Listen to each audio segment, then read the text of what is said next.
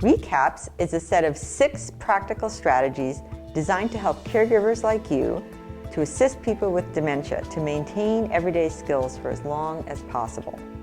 Each letter of RECAPS stands for a different strategy. Obviously, everyone's situation will be different, and we can discuss some of the things that you're experiencing. Not everything we talk about will happen to you, but the RECAPS strategies can be used in various situations, so you should be able to try some of them and see what works for you. My name's Arnold. My wife Isabel was diagnosed with Alzheimer's disease 3 years ago. I suppose you'd say she's in the middle stages now. She lives at home with me and I'm a primary carer. Well, though we do have some family who help out, especially my granddaughter Sophie. I'm Amanda. Ron's my father-in-law. He's in the early stages of dementia. He recently moved in with us because we were worried about him. He's Steve's father, but I'm probably the one who's around most of the time. Let's start with the first strategy, R for reminders. So we know that with dementia there will be forgetting, but there are things we can do to help compensate for this in day-to-day life. I've been finding lately that Isabel is forgetting things more and more, but she doesn't like other people to know that she forgets. So I find it helps if I give her little reminders before we go places, just so that she has everything that she needs. It's chilly outside. Have you got your jacket? Oh. And more importantly, I've really found it worthwhile to subtly slip in people's names if they're walking towards us. And if it's someone we don't see very often, I'll mention where we know them from as well. This means that Isabel is quite pleased because she can call people by name. Oh look, it's Sophie come to visit us. Hello, Nana. Oh, hello, Sophie. These little spoken prompts are a good way to help with names and other things that people forget, like glasses, jackets, and so forth. And you can do this without drawing attention to the person's memory problems. Since Ron's moved in with us, I've tried to keep the house a bit more organised and Ron-friendly. I've done things like sticking signs on the doors at home with a word and a picture so that he knows what's in there as he walks past. And on the drawers and cupboards as well. And I've set up a reminder centre as well. It's a spot in the kitchen where we've got a whiteboard and a pin board. I put up a calendar there. And I also put up notes for Ron regarding appointments and important phone numbers. We've even got a book there, and I get the visitors and relatives to write in it, just to let me and Ron know when they've been and what they've said, and when they're coming back. So you can use spoken or visual reminders to reduce the impact of forgetting. The next strategy is E for environment. This strategy relates to your home environment or surroundings and where things are kept. Yeah, well, we always keep the milk in the door of the fridge right near the end. But someone must have put it back somewhere else, because the other morning I walked out and Ron was pouring custard on his cereal. It'd obviously been put in the milk spot. So, Ron's habit of finding the milk in that one spot was really strong. And this is something you can use to your advantage. If you keep things that you use every day in a permanent place, it helps the person automatically find them and put them back there. Especially if you get into the habit as early as possible, this will really help. I find that Isabel is getting more confused if I move things around the house. I had a hallway table. It's been there forever, but it's on the way to the bathroom, and I was worried that she might trip over it when she gets up to go to the toilet during the night, so I moved it. But after I did that, she didn't seem to recognize the way so well. It's best not to change the surroundings unless you have to, because that can be confusing for the person.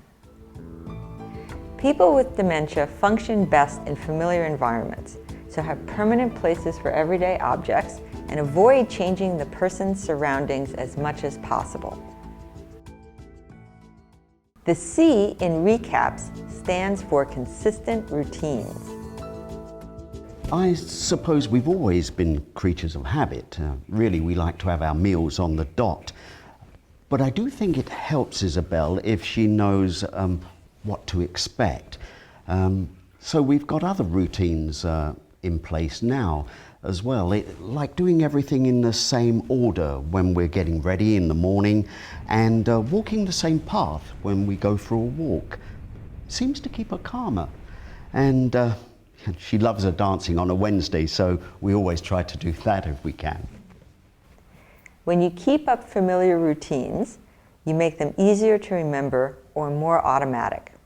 Establishing a routine can be simple, like keeping things happening at around the same time each day or on the same day each week. You can establish new routines as well, if you don't already have them. And the earlier you start following consistent routines, the more it helps the person to stay involved in regular activities. By sticking to familiar routines or starting new ones, you can make the most of the person's memory for regular habits and also reduce anxiety. The next RECAP strategy is A for attention. People with dementia have difficulty focusing their attention, and you'll need to help with this. When you want to explain something or show the person something, it's best if you can avoid distractions. You'd be surprised how badly noise, like a TV or radio, interferes with a person's ability to pay attention to what you're saying or doing. Do you mind if I turn the TV off for a minute? Okay.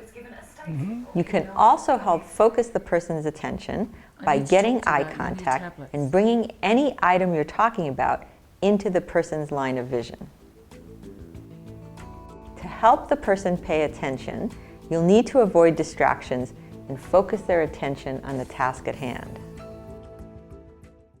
The next strategy is P for practice. Getting plenty of practice helps people to maintain their everyday skills for as long as possible.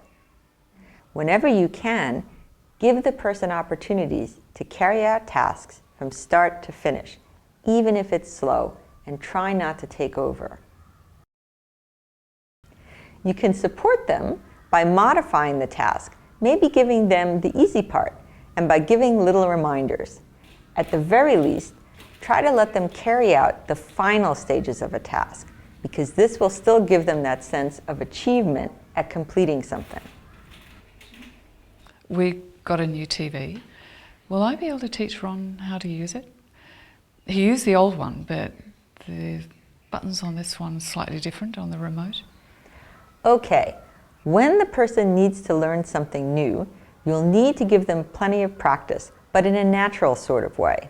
Ron will learn best if you space out the practice over time and if you use the same prompts or reminders each time. Okay, Ron. Let's turn the TV on. Oh, okay.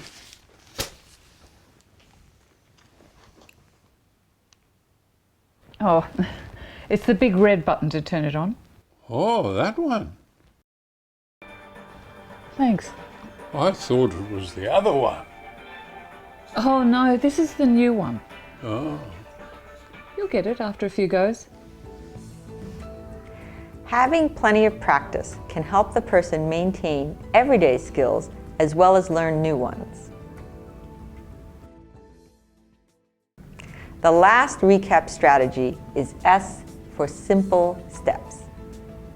You can help people with dementia continue to do things for themselves by breaking tasks down into simple steps. Just give one simple instruction for each step. You may find they're having trouble keeping track of what comes next. In this case, you may need to prompt the person about the order of the steps as well.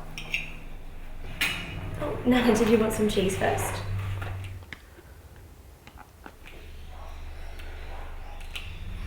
And did you want some tomato?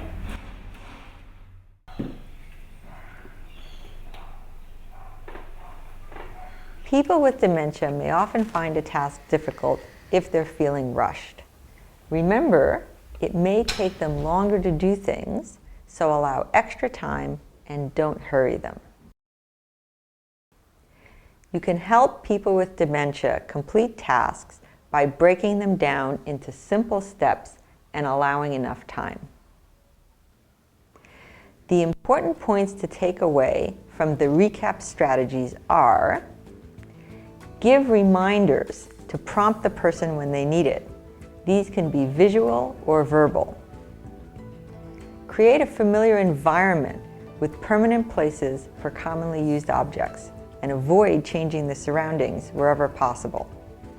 Have consistent routines to help support the person's automatic memory for regular habits as well as to avoid anxiety. Help them pay attention by limiting distractions and focusing their attention on the task at hand. Give plenty of practice to help maintain the person's everyday skills and to help them learn new ones. Finally, break tasks down into simple steps and give them plenty of time.